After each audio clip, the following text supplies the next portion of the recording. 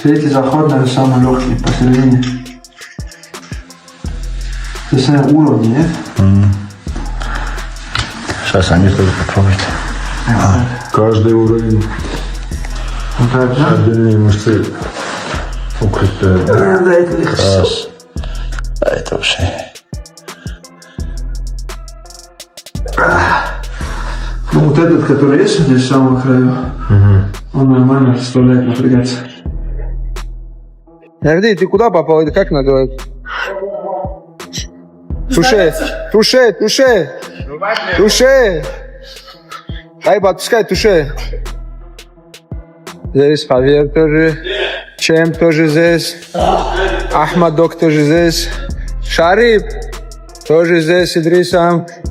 Здесь тоже пацаны пашут.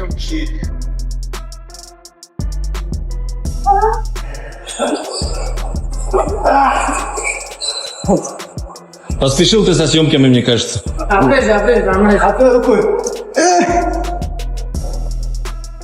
Поспешил со съемками, Жамблат.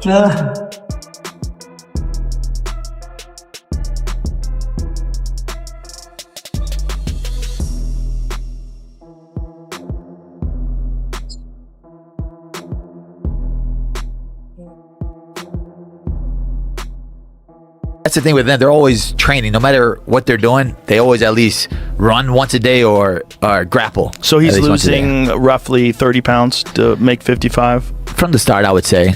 Yeah. He's big. That's about as big as you can get and keep doing that. That's big. Yeah, and he's tall. He's lengthy, and he has power. He could go up to 70 easily, I think. Yeah, easily. He's got real power now on his feet, which is a new addition over the last, X amount of years. His stand-up has gotten elite. Like, he knocked down Oliveira. He had Oliveira in real trouble. The Volkanovski head kick, though, and it was also the way he set it up. He kept kicking to the body. Oh. A fighter who can strike with precision, lock in submissions, and control every exchange. That's the picture being painted. Joe then shifts his focus to Islam's sheer physical presence. Watching the footage, he's stunned at how massive and powerful Islam appears for his division. The way he moves, it's almost as if he belongs in welterweight instead. What really catches Joe off guard is how that size and strength translate into total dominance, even during sparring sessions. Yeah, I think people just assume that all he's going to do is wrestle, but then when you see him go in there and outstrike somebody, he even boxed with Poirier. Yeah, he has some really good hands in there with him. Yeah, and people are like, oh wait, he can strike too, but his grappling is just as good. He could do everything. He's as good as it gets. He's as good as it gets. He's the most complete fighter on the roster because he submits people. Like, he submitted Poirier in the final round. Incredible submission. Exactly. Joe brings Bilal back to earlier moments in Islam's career, fights against the likes of Drew Dober and Dan Hooker. He notes that the same aura carries over into the training room. That crushing grip, the relentless pressure, and the way sparring partners eventually freeze up, unable to find an escape. It's like watching someone forced to battle a larger opponent with no options left. Joe can't help but show just how impressed he is by it all. Looked like Michelangelo sculpted him. He's so big. He's so strong, so good. What does he weigh? What does he weigh like normal? Like right now, if you called him up, what do you weigh, brother? What do you say? I would say at least minimum like 185, 190. He's 210 pounds. No, Islam. That guy's 250 pounds. His strength feels like 250 pounds. When Javier Mendez weighs in, he gives his perspective on Islam at this higher weight. Size, he says, isn't a concern whatsoever. In fact, Javier goes as far as to call Islam the most powerful lightweight he's ever worked with. Now, that same strength has followed him into welterweight. From what he's seen in training, Javier has no doubt. Physically, Islam is exactly where he should. From the start, I would say. Yeah. He's big. That's about as big as you can get and keep doing that. That's big. Yeah, and he's tall. He's lengthy, and he has power. He could go up to 70 easily, I think. Yeah, easily. He's got real power now on his feet, which is a new addition. Javier makes it clear that Jack Della Maddalena can't be taken lightly when the fight stays standing. Every strike Jack throws carries real danger, whether it's a sharp hook, a clean right hand, or a knee up the middle. What sets him apart, though, is his ability to flow seamlessly from one strike to the next. He doesn't rely on single punches. Instead, he chains combinations together while switching stances mid-attack. That level of unpredictability is exactly why Javier says this matchup demands extra attention. I saw him over a month ago. He looked very big, very fit, very strong. And I really liked that. And I saw some of the training videos of him running up the hill with the vest and stuff. So right on track. Islam has always been, the kind of fighter that you just wind them up, tell them what to do, and let them go. And that's exactly what's happening here. He does his own. You don't need to motivate him. You just need to tell him what you want, and he'll go out and do it. I'm very happy to see the progress he's making, because I do see it, and he's a different kind of guy. As you notice, him and Khabib, they're different. Islam isn't Khabib. Khabib isn't Islam. So a lot of the characteristics of what they do or what they don't. For the first time in a long while, Javier admits he's actually sitting down and studying tape closely. Usually, just a quick look is enough for him, but with Jack Della Maddalena, he's watched entire fights multiple times. To Javier, that alone shows how real the threat is. He fully believes Islam has what it takes to get the job done. But he's also honest. This isn't going to be a walk in the park. Striking is very, very good. It's very diverse, and he's very powerful with every strike. I mean, he can hurt you with anything. He can hurt you with a kick, a knee, left hook, right hand, right uppercut, left hook, you name it. The guy's got the total arsenal to be able to put you down. So I am definitely fully aware of what he can do.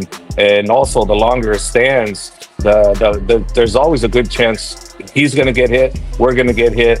So the longer it stands, the worse it can get for somebody. At some point or another, the guys like this, they're both volume kind of, precision strikers. So, we just have to make sure that he doesn't land any of the bombs, and it could happen because of the way he does it. He's not a one type guy. He's a 1-2.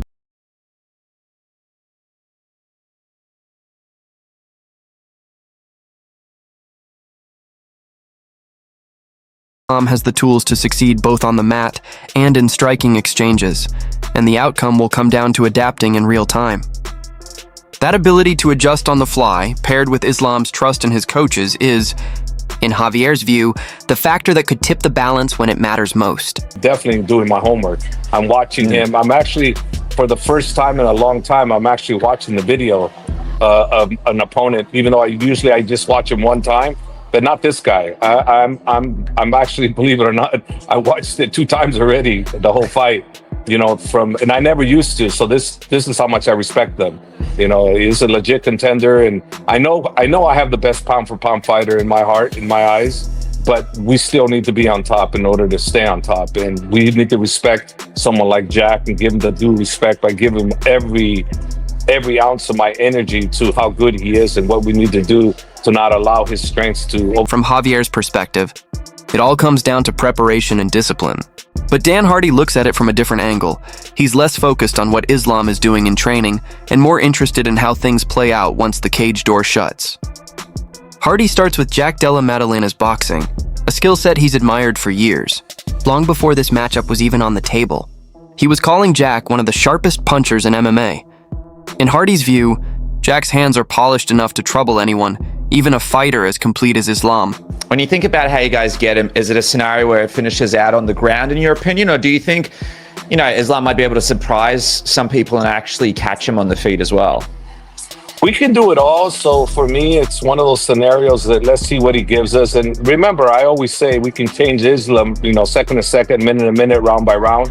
So I'm prepared to go 5 rounds like that. So if we need to do that, we will do that. And Islam will do that, because whenever Khabib tells him to do something, or I tell him, or Magomed or Saif Safullah, Magomed's actually doesn't work the corner, but Saif Safullah does, or Magomed, the boxing coach.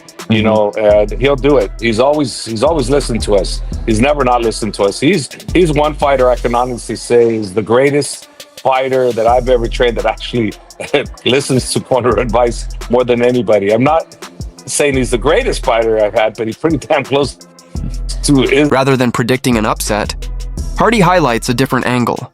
He believes Islam chose the ideal moment to make the jump. Staying at lightweight any longer, Hardy argues, would have only drained him physically.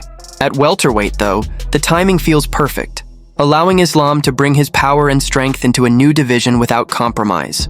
Man, I've been high on JDM for a long time. You know, I remember doing interviews back when Ngannou was crossing over to boxing, and people were talking about who's got the best hands in MMA, and I was saying JDM at the time. I mean, he's... That's when Hardy draws a comparison, saying it's like a smaller fighter finally allowing their body to settle into its true weight.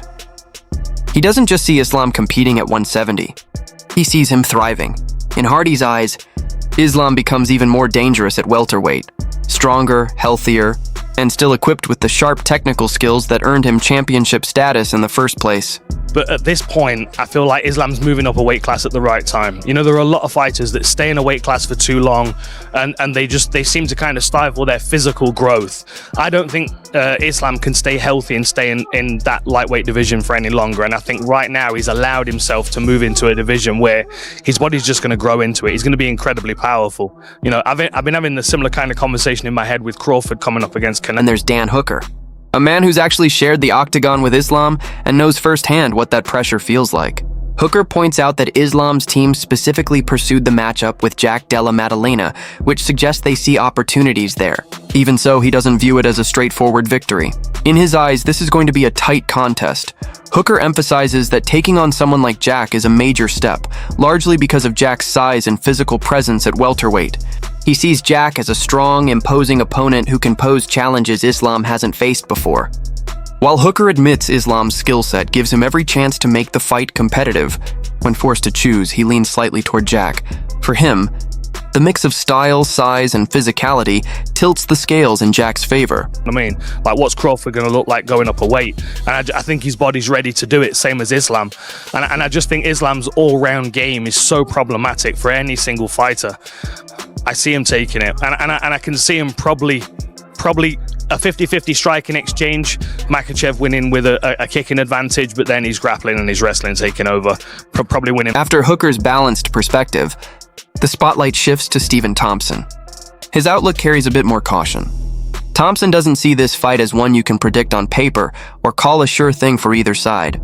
For him, the outcome depends entirely on who executes better on the night and who stays disciplined with their game plan. Still, when pushed to give a pick, Thompson makes his choice. He doesn't write Islam off, but he leans toward Jack Della Maddalena. In his view, it's less about certainty and more about how Jack's style can pose unique problems. That factor alone is enough for him to side with JDM as the fighter more likely to pull it off. Pretty confident stylistically with their Jack Della fight, to they've kind of gone out of their way to chase that fight down. So they obviously see something. I feel like it'll be close, but yeah, that's a big step up. Jack Della's a pretty big boy. Yes. Do you think Islam can get past him? He's obviously got I feel like he's got a chance, but I feel like that fight leans towards. Charles Oliveira also weighed in with his perspective on the matchup. In his eyes, Jack Della Maddalena is dangerous because he doesn't go hunting for a quick knockout. Instead, he breaks opponents down over time, hurting them bit by bit, just like he did in his fight with Bilal. Oliveira notes that this style can be especially tricky to deal with. Even so, he believes Islam has the tools to succeed at this weight.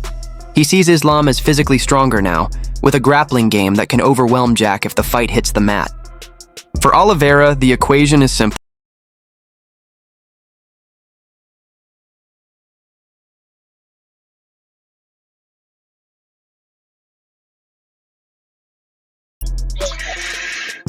I mean, I think he could. He can.